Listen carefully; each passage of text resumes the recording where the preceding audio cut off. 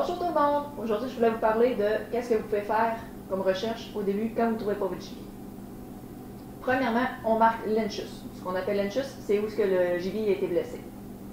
On met du ruban, normalement, du ruban marqueur, mais sinon, vous pouvez utiliser le papier de toilette. Puis c'est toujours mieux de le marquer aussi sur un GPS. C'est bien aussi de mettre un morceau de vêtement pour éloigner les autres animaux. Comme ça évite de brouiller les pistes pour notre chien.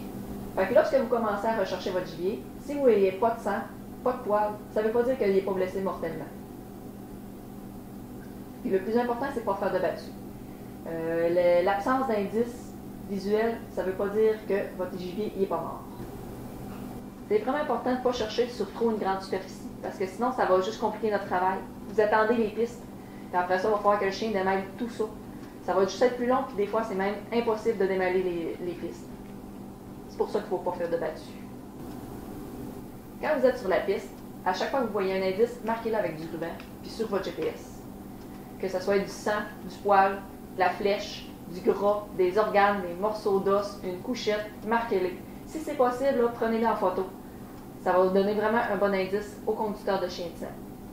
Si plus, c'est important de mettre les indices à l'abri, avec soit un morceau de vêtement, un sac, n'importe quoi.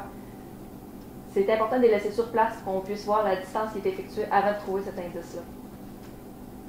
Ensuite, il ne faut pas faire plus de 200 mètres sur la piste. Parce que si votre animal n'est pas là, votre meilleur espoir, c'est le chien de sang.